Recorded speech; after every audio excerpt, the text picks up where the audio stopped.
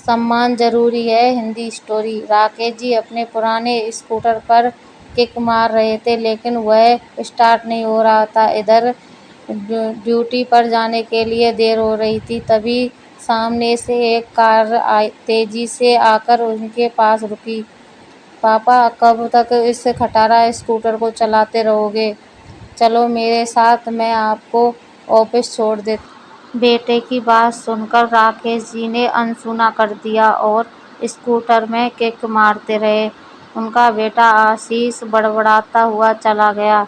दरवाजे के पास खड़ी राकेश जी की पत्नी गायत्री जी ने कहा, जब वो कह रहा था तो चले जाते। राकेश जी ने रूमाल निकालकर माथे पर पसीना पोंछा और बोले, दोबारा कभी उसकी वकील बनने की कोशिश मत करना। गायत्री जी चुपचाप हो गई। राकेश जी का स्कूटर स्टार्ट हो गया। उन्होंने एक बार गायत्री जी की ओर देखा और ऑफिस के लिए निकल पड़े। अभी 2 साल पहले ही आशीष की शादी की थी। शादी के बाद से ही आशीष और उसकी पत्नी शैलजा का व्यवहार बदल गया। दोनों अलग हो गए।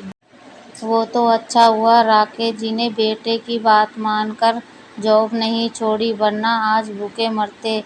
इधर शाम को जब आशीष घर पहुंचा तो शैलजा गुस्से से बोली, हो गई तसल्ली बेइज्जती कराकर? गली में सब देख रहे थे और तुम्हारे पापा जैसे उन्होंने तो सोच ही रखा है तुम्हारी बेइज्जती करने का। आशीष को भी गुस्सा आ रहा था। वो बोला, तुम ठीक कह रही हो, मैं कल ही मकान ढूंढता हूँ। अब हम यहाँ नहीं रहेंगे। 2 दिन बाद ही वो अपने नए घर में शिफ्ट हो गए। अलग था तो क्या हुआ, कम से कम सामने तो था। उन्होंने राकेश जी की ओर देखते हुए कहा। राकेश जी कुछ नहीं बोले। राकेश जी जैसे जिंदा दिल इंसान, जिन्होंने अपनी छोटी सी नौकरी में पैसे बचाकर और कर्ज लेकर आशीष को पढ़ाया। जब वह सरकारी ऑफिसर बना तो राकेश जी को लगा जैसे उनका जीवन सफल हो गया, लेकिन बहू बेटे की बेरुखी ने उन्हें तोड़ कर रख दिया। अब वो बिल्कुल शांत रहते हैं। बस उन्हें एक ही चिंता थी कि उनके बाद गायत्री का क्या होगा। कई महीने बाद आशीष अपनी माँ से मिलने आया। आशीष को देख गायत्री जी बहुत खुश हुई। आशीष बोला, मम्मी तुम्हारी बहू प्रेग्नेंट है। हम चाहते हैं कि आप और पापा हमारे साथ रहो। शैलजा बहुत परेशान है। गायत्री जी ने राकेश जी की ओर देखा, लेकिन उन्होंने जाने से साफ इनकार कर दिया। आशीष जानता था पापा कभी नहीं मानेंगे। उसने मम्मी से कहा, तुम चलो मम्मी। गायत्री जी ने कहा, बेटा तेरे पापा का ध्यान कौन रखेगा? एक काम करो, तुम दोनों वापस आ जाओ। शैलजा की देखभाल भी कर लूँगी और इनको भी कोई परेशानी नहीं होगी। तभी राकेश जी ने लगभग चिल्लाते हुए, इसका पोर्शन मैंने किराए पर दे दिया है। 2 दिन बाद वो लोग आ जाएंगे। उसके लिए अब यहाँ कोई जगह नहीं है। पापा की बात सुनकर आशीष निराश होकर चल गया।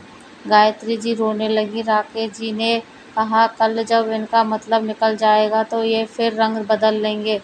कल अगर मुझे कुछ हो गया तो तू इनकी नौकरानी बनकर रहेगी।